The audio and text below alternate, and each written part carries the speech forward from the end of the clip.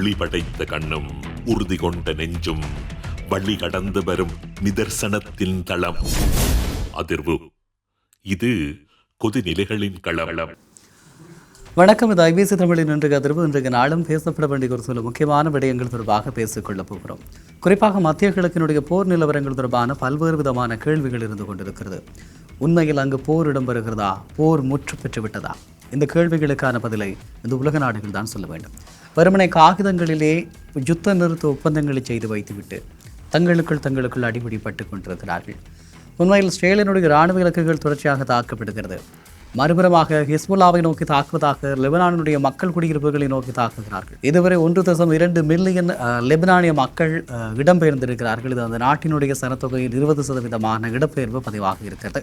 இப்படியான ஒரு சூழ்நிலையில் உலக அமைதியை யார் ஏற்படுத்தப் போகிறார்கள்? உலக அமைதி யாருடைய கைகளில் தங்கி இருக்கிறது என்ற கேள்வி வருகிற போது இந்த உலக அமைதியை சீனாவும் அமெரிக்காவும் ரஷ்யாவும் தீர்மானித்துக் கொண்டிருக்கிறது என்ற உலகின் பழமையான உண்மையை தான் இப்போதும் சொல்ல வேண்டியிருக்கிறது. ஆக மத்திய கிழக்கிலே ஒரு போர் இடம்பெற்றுக் கொண்டிருக்கிறது. அந்த போரை நடத்துவது யார்? நிகழ்த்துவது யார்? யாருடைய ஆயுதங்கள் இந்த போர்க்களங்களில் பயன்படுத்தப்படுகிறது? இப்படியான நிறைய கேள்விகளுக்கான விடையை நாங்கள் தேட வேண்டியிருக்கிறது. அப்படியாக வருகிற போது குறிப்பாக சொல்லிக்கொள்ள வேண்டுமாக இருந்தால் ரகசிய இராணுவ ஒப்பந்தம் மற்றும் பயிற்சி தொடர்பான தரவுகள் கசிந்திருக்கிறது. அதாவது சீனாவுக்கும் ரஷ்யாவுக்கும் இடையே இடம்பெற்றிருக்கக்கூடிய இந்த ரகசிய நகர்வுகள் தொடர்பான ஒப்பந்தங்கள் ஆவணங்கள் கசிந்திருப்பதாக சொல்லப்படுகிறது. ஐரோப்பிய உளவு அமைப்புகளுடைய ஆவணங்களின்படியாக உக்ரைன் போரில் சீனா தனது எல்லையை தாண்டி ரஷ்யாவுக்கு ஆதரவாக செயற்படுவதாக ஒரு திடுக்கிடுகின்ற குற்றச்சாட்டு முன்வைக்கப்பட்டிருக்கிறது. ஜூலை மாதம் 2ஆம் தேதி 2025 அன்று பீஜிங்கிலே கையெழுத்தான ரகசிய ஒப்பந்தத்தின்படி சீன மண்ணில் சுமார் 200 ரஷ்ய இராணுவ வீரர்களுக்கு சீனா ரகசியமாக பயிற்சி அளித்திருக்கிறது. இந்த பயிற்சி பீஜிங், நான்சிங் போன்ற சீனாவினுடைய முக்கிய இராணுவ மையங்களில் முற்றிலும் ரகசியமாக, அதாவது ஊடகங்கள் அல்லது 3ஆம் தரப்பினருக்கு தெரியாமல் நடத்தப்பட்டிருப்பதாக சொல்லப்படுகிறது. இது 2 போர்க்கள பயிற்சிகள். இது சாதாரண கூட்டு பயிற்சி அல்ல, மாறாக போர்க்களத்தில் நேரடியாக பயன்படுத்தக்கூடிய செயற்பாட்டு பயிற்சிகளாக இருந்திருக்கிறது என்பதை சொல்லிக் கொள்ளலாம். அதே நேரம் ட்ரோன் போர் முறை, மின்னணு போர் முறை, கவச காலாட்படை உத்திகள் மற்றும் வெடிகுண்டுகளை அகற்றுதல் போன்ற நவீன போர் உத்திகளால் ரஷ்ய வீரர்களுக்கு பயிற்சி அளிக்கப்பட்டிருக்கிறது. அதே நேரம் ஜூனியர் சான்றிதழ் பெற்றவர்கள் முதல் லெப்டினன்ட் கேர்னல் வரையிலான தகுதி பெற்ற ரஷ்ய அதிகாரிகள் இதில் பங்கேற்றிருக்கிறார்கள். இவர்கள் சீனா கற்றுக் கொடுத்த உத்திகளை ஒட்டுமொத்த ரஷ்ய படைகளுக்கும் பரப்பும் திறன் கொண்டவர்களாக காணப்படுவதாக சொல்லப்படுகிறது.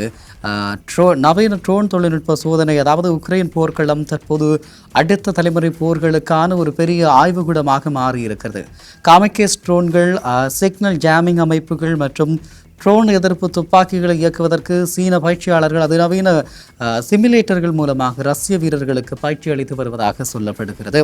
இந்த பயிற்சி பெற்ற வீரர்கள் தற்போது உக்ரைனின் கிரிமியா மற்றும் சப்போஸ்ட்ரியா பகுதிகளில் தீவிர போரில் ஈடுபட்டு வருவதாக கூறப்படுகின்றமையும் குறிப்பிடத்தக்கதாக காணப்படுகிறது. அதே நேரத்தில் சீனாவினுடைய நிலைப்பாடு மற்றும் உலக அரசியல் சூழல் இதிலே மாறுபட்டிருக்கிறது. குறிப்பாக சீனா இப்போது இந்த போரில் தான் நடுநிலையாக இருப்பதாக தொடர்ந்து கூறி வருகிறது. ஆனால் இந்த ஆதாரங்கள் சீனா உக்ரைன் போரை தனது எதிர்கால போர்களுக்கான ஒரு சோதனைக்களமாக பயன்படுத்துகிறதோ என்கின்ற அச்சம் மேற்கத்திய நாடுகளுக்கு ஏற்பட்டிருக்கிறது.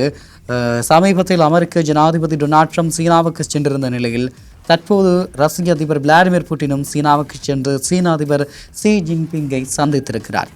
இப்படியான ஒரு சூழ்நிலையில் சீனா ரஷ்யா உறவினுடைய மாற்றம் ஏற்பட்டிருக்கிறது. குறிப்பாக சிரியா, ஈரான் போன்ற பகுதிகளில் ரஷ்யாவின் நட்பு நாடுகள் பலவீனமடைந்து வரும் சூழலில் ரஷ்யாவுக்கு பொருளாதார மற்றும் தூதரக ரீதியாக சீனா ஒரு மிகப்பெரிய ஆதரவாக உருவெடுத்திருப்பதாக சொல்லிக் கொள்கிறார்கள்.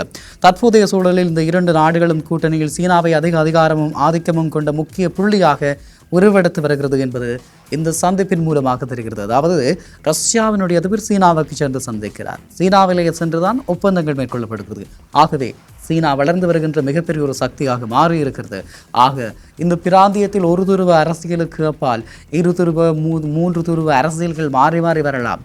ஆனால் அமெரிக்காவினுடைய ஒரு துருவ அரசியலுக்கு இது முற்றுப்புள்ளி வைக்கப்பட போகிறதா? இந்த கேள்வி எழுந்து கொண்டிருக்கிறது. அதே நேரத்தில் அமெரிக்க படைகளுக்கு ஏற்பட்டிருக்கக்கூடிய பின்னடைவுகள், குறிப்பாக அமெரிக்க நாடாளுமன்ற ஆராய்ச்சி சேவையினுடைய புதிய அறிக்கையின்படியாக ஈரானுடன் நடந்த 40 நாள் மோதலில் அமெரிக்காவினுடைய 42 விமானங்கள் அழிக்கப்பட்டு அல்லது சேதமடைந்திருப்பதாக இதற்கான தோராயமான இழப்பு $2.6 பில்லியன் என மதிப்பிடப்பட்டிருக்கிறது. சேதமடைந்த முக்கிய போர் விமானங்கள் இதிலே 4 15 ஸ்ட்ரைக் ஈகிள் விமானங்கள் போர் விமானங்கள் அளிக்கப்பட்டதாகவும் அமெரிக்காவின் அதிநவீன F-35A ஸ்டெல்த் போர் விமானம் ஈரானின் தரைப்படை தாக்குதலால் சேதமடைந்ததாகவும் அறிக்கை குறிப்பிடுகிறது. ஈரானுடைய வெளியுறவு அமைச்சர் அப்பாஸ் அராச்சி பேசுகின்ற போது அசைக்க முடியாது என கருதப்பட்ட F-35 விமானத்தை முதலில் சுட்டு வீழ்த்திய பெருமை ஈரானிய படையை சாரும் என்பதில் அவர் குறிப்பிட்டிருக்கிறார். அதே நேரத்தில் அமெரிக்காவுக்கு அதிகபட்ச இழப்பு ட்ரோன் போரில் ஏற்பட்டிருக்கிறது. 24 MQ-9 ட்ரீப்பர் ட்ரோன்கள் அளிக்கப்பட்டிருக்கிறது. மேலும் எரிபொருள் நிரப்பும் விமானங்கள், ஒரு A-10 ரக விமானம் மற்றும் ஹெலிகாப்டர்கள் இந்த மோதலில் பாதிக்கப்பட்டிருக்கிறது. இந்த விமானங்களில் சில தற்போது உற்பத்தியில் இல்லாததால் இவற்றை மீண்டும் உருவாக்க அமெரிக்காவுக்கு பில்லியன் கணக்கான டாலர்கள் பல ஆண்டுகளாக தேவைப்படலாம் என்று சொல்லியிருக்கிறார்கள். அதே நேரத்தில் கடந்த பிப்ரவரி 28ஆம் தேதி அன்று மற்றும் ஸ்டேல் இணைந்து ஈரான் மீது நடத்திய ஒருங்கிணைந்த தாக்குதலை தொடர்ந்து ஈரான் ஏவுகணை மற்றும் ட்ரோன் மூலமாக பதிலடி கொடுத்து வருவதாக சொல்லப்படுகிறது. இப்படியான ஒரு சூழ்நிலையில் ஈரானினுடைய எச்சரிக்கையும் தற்போதைய நிலையம் குறித்து கேள்விகள் எழுந்திருக்கிறது. அமெரிக்கா மீண்டும் தாக்குதல் நடத்த துணிந்தால் புதிய உபகரணங்கள் மற்றும் புதிய உத்திகளுடன் மேலும் பல புதிய போர்க்களங்களை அமெரிக்காவுக்கு எதிராக திருப்பும் என ஈரான் ராணுவம் எச்சரித்திருக்கிறது. ஆகவே அமெரிக்கா என்பது உலகத்தினுடைய மிகப்பெரிய ராணுவ வல்லரசாக இருக்கக்கூடிய நிலையில் இந்த ராணுவ வல்லரசுக்கு எதிராக நடத்தப்பட்டிருக்கக்கூடிய இந்த சம்பவங்கள் மிகப்பெரிய கேள்விகளை ஏற்படுத்தியிருக்கிறது. உலகத்தில் அசைக்க முடியாது என்று கருதிய அமெரிக்காவினுடைய படை தொழில்நுட்பங்கள் எப்படி வீழ்த்தப்பட்டது? இது மிகப்பெரிய ஒரு கேள்வி, தனியாக ஆராயப்பட வேண்டிய ஒரு கேள்வியுமாகும். இப்படியான ஒரு நிலையில் அமெரிக்க ஜனாதிபதி டொனால்ட் ட்ரம்ப் தாக்குதல் நிறுத்தி வைப்பு, ஈரான் மீது திட்டமிட்டப்பட்டிருந்த மிகப்பெரிய இராணுவ தாக்குதலில் டொனால்ட் ட்ரம்ப் தற்காலிகமாக ஒத்தி வைத்திருக்கிறார். சவுதி அரேபியா, கத்தார் மற்றும் ஐக்கிய அரபு அமீரகம் ஆகிய வளைகுடா நாடுகளின் தலைவர்களுடன் ஈரான் ஒரு சுமூகமான உடன்பாட்டை எட்டுவதாக நெருங்கிவிட்டதாக கூறி 2 முதல் 3 நாட்கள் கால அவகாசம் கேட்டதால் ட்ரம்ப் இந்த முடிவை எடுத்திருப்பதாக சொல்லப்படுகிறது. ஈரான் அணு ஆயுதம் பெறுவதை தடுப்பதே தங்களுடைய முக்கிய நோக்கம் என அவர் குறிப்பிட்டிருக்கிறார். அதே நேரத்தில் இந்த அறிக்கையில் அரசியல் நகர்வுகள் மூலமாக ஈரானுடைய வான் பாதுகாப்பு அமைப்பு, அதாவது ஏவுகணை எதிர்ப்பு திறன் அமெரிக்காவினுடைய அதிநவீன போர் விமானங்களை சோதனைக்கு உட்படுத்தும் அளவுக்கு வலிமையாக மாறியிருப்பதாக சொல்லுகிறார்கள். அதே நேரம் வளைகுடா நாடுகள் இந்த பகுதியில் மற்றும் ஒரு பேரழிவை ஏற்படுத்தும் போரை தவிர்க்க தீவிரமான ராஜதந்திர முயற்சிகளில் ஈடுபட்டு வருகின்றன. எனினும் இந்த 2 நாடுகளும் எல்லையில் தங்களினுடைய முழு இராணுவ தயார் நிலையை தொடர்ந்து பராமரித்து வருவதாக சொல்லப்படுகிறது. ஆகவே ஒரு முக்கியமான காலகட்டத்தில் ஒரு மிக மோசமான அரசியல் இராணுவ நிலைப்பாட்டுக்குள் நாங்கள் இருக்கிறோம்.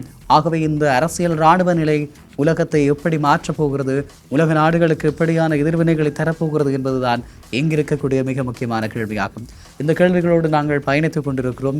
குறிப்பாக சொல்லிக்கொள்ள வேண்டுமாக இருந்தால் அமெரிக்கா, ஈரான், ரஷ்யா, சீனா இந்த நாடுகள் எல்லாம் சேர்ந்து உலகத்தினுடைய பொருளாதாரத்தின் மீது குறி வைத்திருக்கிறது.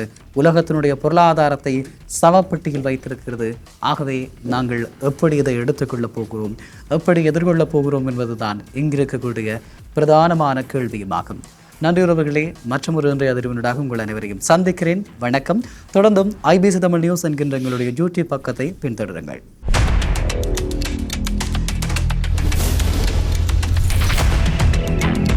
ஒளி படைத்த கண்ணும் உறுதி கொண்ட நெஞ்சும் வழி கடந்து வரும் நிதர்சனத்தின் தளம். அதிர்வு. இது கொதிநிலைகளின் களம்.